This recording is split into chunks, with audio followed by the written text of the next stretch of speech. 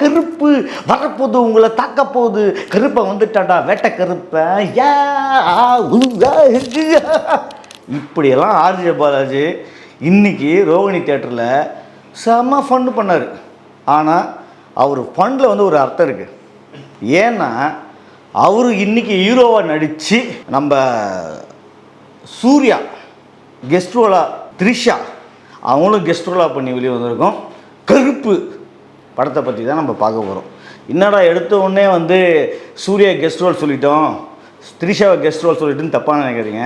இந்த படம் பார்த்துட்டு நான் வந்து இது சூர்யா படம் தான் நம்பி நான் போனேன்.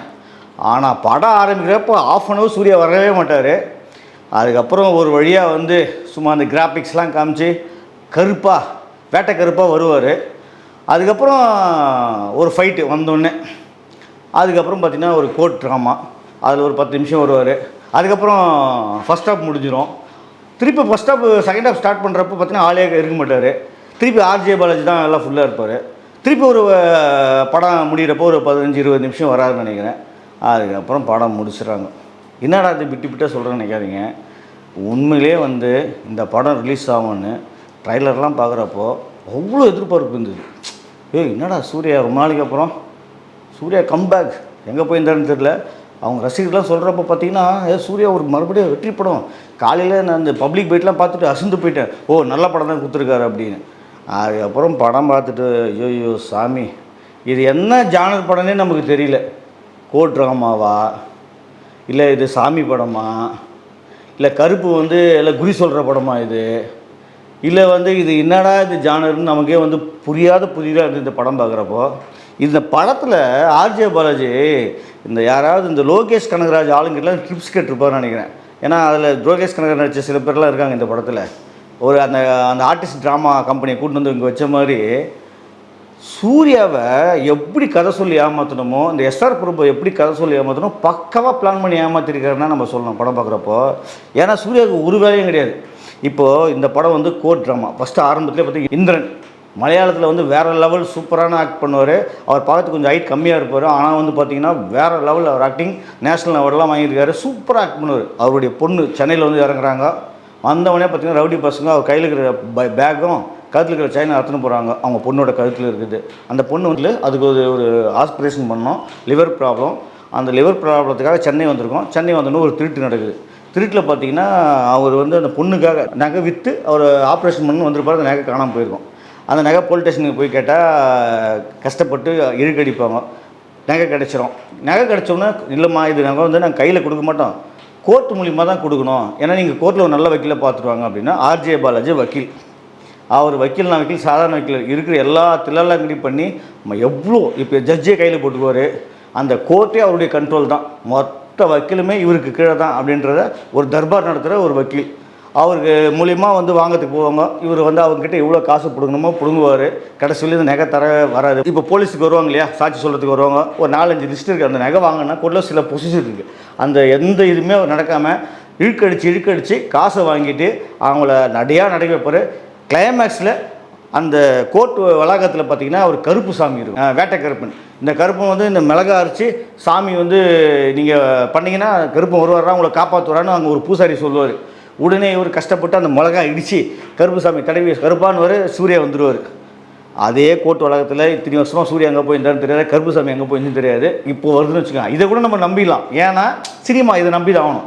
ஆனால் சூர்யா வந்த பிறகு நமக்கு நம்பகத்தன்மை இருக்குதுன்னு பார்த்தீங்கன்னா சுத்தமாக கிடையாது. வருவார், வந்தவுடனே அந்த நகையை ஃபஸ்ட் அட்டம்ப்ட் ஃபெயில் ஆகும்.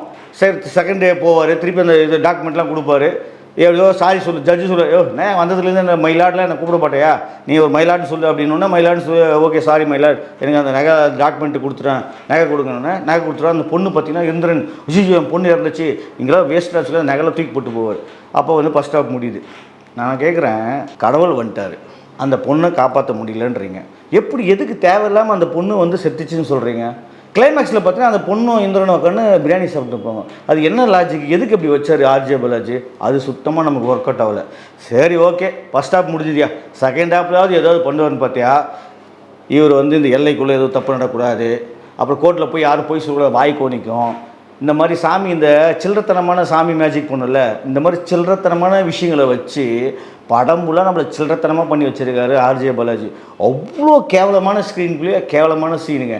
ஒரு கோர்ட்டில் ஒரு சாமின்றது பிரில்லியண்ட்டாக யூஸ் பண்ணி இந்த சட்டத்துக்குள்ளே எவ்வளோ ஓட்டிங்கள் இருக்குது, சட்டத்துக்குள்ளே யாருக்கு எப்படியெல்லாம் தண்டனை வாங்கி பிடிக்குமோ, ஒரு ஆர்ஜே பாலாஜி மாதிரி ஒரு கெட்ட வக்கீல், ஒரு நல்ல வக்கீல், 2 பேரும் மோதினா என்ன நடக்கும், நல்ல வக்கீல் எவ்வளோ நுணுக்கமான சட்டத்தை பிடிச்சி எடுத்துன்னு கொண்டு வந்து தண்டனை வாங்கி கொடுப்பாண்டா அப்படின்னு ஒரு கடவுள் காமிச்சிருந்தாருன்னா அது ஒரு பாடமாக ஏற்றுட்டு எல்லாமே நல்லது எடுங்கடா, டேய் சட்டத்துக்குள்ளே எவனுமே தப்பு படம் தண்டிக்க முடியாது, அந்தளவுக்கு சட்டம் நீட்டாக இருக்குடா அப்படி இன்றைக்கி இருக்கிற டெக்னாலஜியை வச்சு சூப்பராக பண்ணியிருக்கலாம்.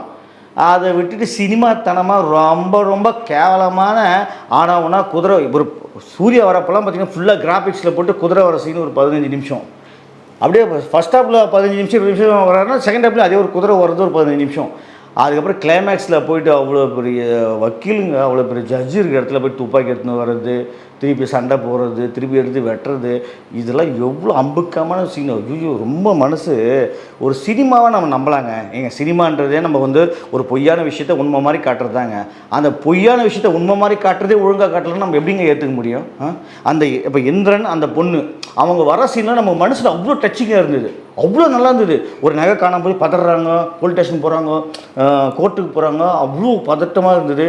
அவங்க மேலே ஒரு பரிதாபம் நமக்கு இயற்கையாக அந்த கனெக்ட் ஆகிடுச்சு நமக்கு. அதுக்கப்புறம் சூர்யா வந்த பிறகு சுத்தமாக கனெக்ட் பண்ணவே முடியல இந்த படத்தில். சூர்யாவை 10 நிமிஷத்துக்கு மேலே வந்து ஆர்ஜே பாலாஜி விட மாட்டேங்கிறார். அடுத்த சீன் இவர் வந்துடுறாரு. சூர்யா ஒரு 10 சீனுனா அவர் 25-30 சீன் அவர் தான் இருக்கார் படம் ஃபுல்லாக. அப்போ எப்படி நம்மளால பார்க்க முடியும்? அது வில்லத்தனங்களும் கேவலமான வில்லத்தனம். எடுத்த முன்னாடி அந்த இவர் லோகேஷ் கனகராஜ் தம்பி மாதிரி மாத்திரை போட்டுக்கிறது, அப்படி தலை சுற்றுது, சிரிக்கிறது, திருப்பி கிளைமேக்ஸில் ஒரு மாத்திரை போட்டுறது சுற்றி, இதெல்லாம் என்னையா இது வக்கீல் பண்ணுற வேலையா இது? இது என்ன ஜானர் படம் இது? என்ன படம்னே புரியாமல் இந்த படத்தை எடுத்து வச்சு இப்படி கொலையாக கொண்டு வச்சுருக்காரு ஆர்ஜே பாலாஜி. இதில் வந்து பார்த்தியா ஜெயிச்சிட்டா ஆன்னு இதில் வேற கத்துறது, சீனை போகிறது. பாவம் சூர்யா குடும்பம் இந்த படத்துக்காக கடன்பட்டு, போன படத்துக்காக கடன்பட்டு இப்படி போய் எப்படி மாட்டுறாங்க பாருங்கள் ஆளுங்கிட்ட. கதையை ஏமாந்து எடுத்து குடும்பத்துக்கு நஷ்டத்தை மேலே நஷ்டத்தை கொண்டு வராங்க இந்த டைரக்டர்கள். அவன் நம்ம என்ன பண்ண முடியும்? இவங்களா கதையை கட்டி இவ்வளோங்க ஒத்துங்க சொல்கிறப்போ கதை நல்லா தான் சொல்லியிருப்பார். எடுக்கிறப்போ சூர்யா சீனே காணதில்லை. சூர்யா இந்த படத்தில் அப்பப்போ வந்து போகிறாரு. ஆர்ஜே பாலாஜி தான் ஹீரோ அண்டு வில்லன். இந்திரன் சூப்பராக நடிச்சிருக்காரு. திரிஷா வேஸ்ட் பண்ணிட்டாங்க. மற்றபடி ஏகப்பட்ட ஜூனியர் ஆர்டிஸ்ட் தீபா, அப்புறம் இந்த கோடாங்கி, இந்த மாதிரி ஏகப்பட்ட ஆர்டிஸ்ட் இருக்காங்க.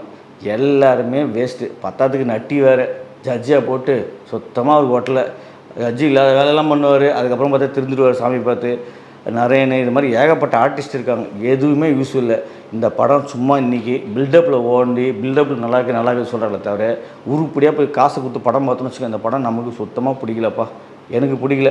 கண்டிப்பாக உங்களுக்கும் அது என்ன தான் இருக்கும் படம் பார்த்துட்டு வெளியே வரப்போ. ஏன்னா இந்த பில்டப் நம்பி நானும் நல்லா இருக்குன்னு தான் நினச்சி போய் பார்த்தேன். சுத்தமாக ஒர்க் அவுட் ஆகல. நான் யார் சம்பவம் பார்த்தேன், மனசார சூர்யாக்காக பேசுகிறேன். சூர்யா எப்பவுமே சூப்பராக நடிப்பார், நல்லா பண்ணுவார். இப்போ ஜெய்பீம் படம் பார்த்தீங்கன்னா பிரில்லியண்ட்டாக அதை வந்து கேஸ் எடுத்து அந்த கேஸ் கட்டில் இருக்கிற விஷயங்களை எடுத்து அவங்கள காப்பாற்றுவார். ஒரு ஏழை குடும்பத்தை ஒரு பொய் கேஸ் போட்டவங்களை எப்படி காப்பாற்றுவார்னா அந்தளவுக்கு அந்த சட்ட நுணுக்களை படித்து காப்பாற்றுவார். இதில் சட்ட நுணுக்களை மூளையை கட்டி வச்சுட்டு முட்டாள்தனமாக படம் பண்ணி வச்சுக்க ஆர்ஜே பாலாஜி. இதுக்கு மாதிரி இந்த படத்தை கழுவி ஊற்றினா நமக்கு நாமளே காரி துப்பிக்கிற மாதிரி விட்டுருங்க. இந்த வீடியோ உங்களுக்கு பிடிச்சிருந்தா லைக் பண்ணுங்கள், கமெண்ட் பண்ணுங்கள், ஷேர் பண்ணுங்கள், சப்ஸ்கிரைப் பண்ணுங்கள்.